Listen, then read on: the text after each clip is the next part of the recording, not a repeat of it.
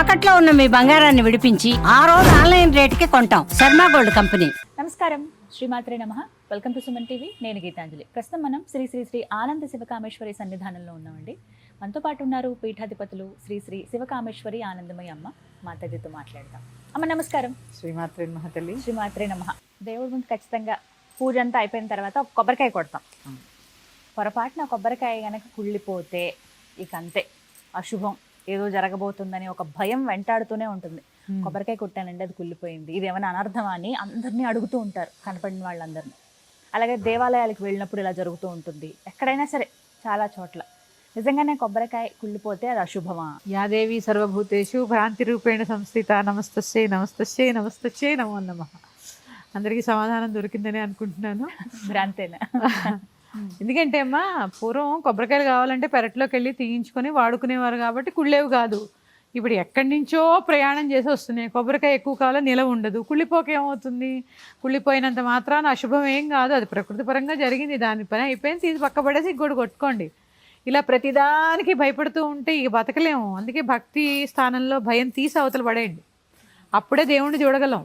వీళ్ళు ఏమనుకుంటారో, వాళ్ళు ఏమనుకుంటారో, అదేమవుతుందో ఇదేమవుతుందో, ఆడవాళ్ళు చేయొచ్చా చేయకూడదా, కొబ్బరికాయ పువ్వు వచ్చింది కుళ్ళిపోయింది, దీపం పడి, ఎబ్బబ్బబ్బబ్బబ్బబ్బా, ఇక దీంట్లోనే ఉండిపోదాం. అంటే ఒక సాలిడ్ లాగా మధ్యలో ఉండి ఆ స్పైడర్ తయారు చేసుకుంటూ ఉంటామా మనం? అట్లా ఉండద్దమ్మా. నిజమైన భక్తి తెలుసుకోవాలి అంటే ముందు భయాన్ని తీసి పక్కకు పడేయండి. ఆ భయం అనే వస్తువే మీ దగ్గర ఉంచుకోకండి. అసలు ఆ భావన, ఆ భయం అనేదే, ఆ భావనే వద్దు. భగవంతుడు ఎవరిని శిక్షించడు. ఇలా శిక్షించేలా ఉంటే వెంటనే ఆయన భగవంతుడు ఎందుకు అవుతాడండి? దుర్గుణాలన్నిటినీ వదిలేశాడు కాబట్టి ఆయన భగవంతుడు అయ్యాడు. ఇది ముందు గ్రహించండి. భగవత్ తత్వానికి ఒక విశేషమైనటువంటి గుణం ఉంది. ఎందుకంటే సత్వరజస్తమో గుణములకు అతీతమైన వాడు. ఈ అతీతమైన వాడు ఎందుకు కోప్పడతాడు? కోపాన్ని వదిలేశాడు కాబట్టి ఎలా ఉంటాడు? ఎప్పుడు కూడా చిరుమందహాసంతో ఉంటాడు. ఆయనకేం కోపం రాదమ్మా. మనం అనుకుంటాం ఆయన కోపం వచ్చిందని, అంటే మనం ఆపాదిస్తూ ఉంటాం ఆయనకి. ఏదైనా మొక్కుకుని అది మనం చెల్లించకపోతే ఖచ్చితంగా దేవుడు కోపం వస్తుంది అని. అలా చెప్పకపోతే నువ్వు తీర్చావు కదా, నీకు నియమం నిబద్ధత ఎక్కడుంది? మరి భగవంతుడికి ఇది ఇస్తారని నువ్వు అనుకున్నప్పుడు ఇవ్వాలి కదా. ఆ భయం పెడితే అయినా ఇస్తావని. అందుకని ముందు భయాన్ని వదిలేయండి అమ్మా.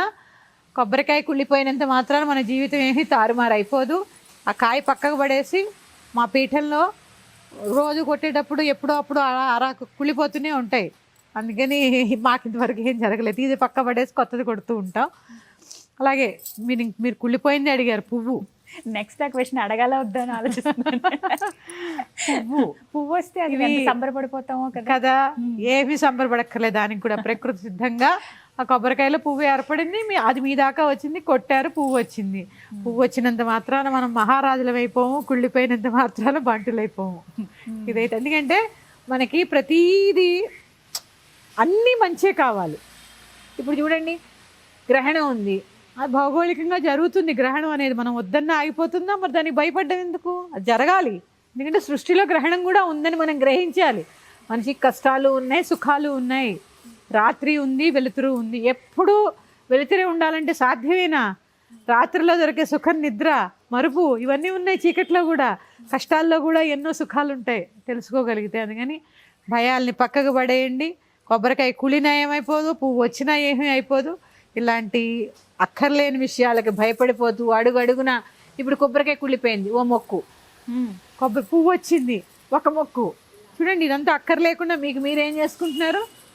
అసలు భగవతత్వాన్ని వదిలేసి ఆ భగవంతుడినే ఎటో తీసుకెళ్ళిపోతున్నాం మనం. మన ఇష్టం, మన ఇష్టం వచ్చినట్టు ఆడేవాడు భగవంతుడు కాదమ్మా.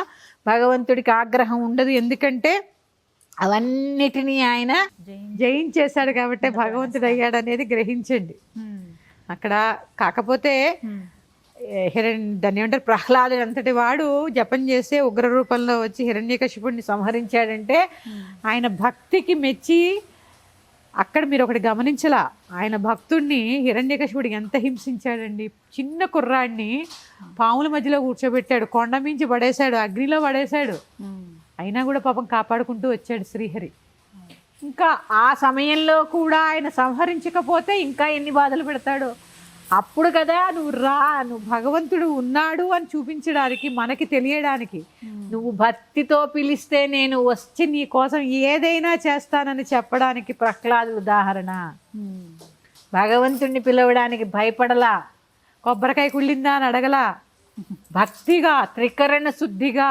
మరి ఇన్ని పారాయణలు చేస్తున్నాం కదమ్మా మనం, ఇన్ని పారాయణలు చేస్తున్నాము, ఇన్ని పూజలు చేస్తున్నాము, ఇన్ని మొక్కలు, మరి ఎందుకు మన కోరికలు తీరడం లేదు? ఒక్కసారి ఆలోచించారా? ఎందుకని? త్రికరణములు శుద్ధి లేకపోవడం. మాలో కూడా లేకపోవచ్చు, ఏదో ఒక గుణం శుద్ధి లేకపోవచ్చు. త్రికరణాలు శుద్ధిగా అడిగితే భగవంతుడు పలుకుతాడు. కొబ్బరికాయ కొట్టినంత మాత్రానో, పువ్వు వచ్చినంత మాత్రానో, కుళ్ళిపోయినంత మాత్రం అవన్నీ ప్రాథమికం.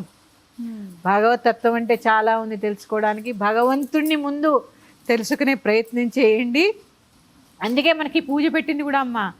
ఒక్కొక్క ఉపచారం చేస్తూ ఆ ఉపచారంలో ఉండే భగవత్ లక్షణాన్ని, భగవత్ తత్వాన్ని తెలుసుకోవాలి.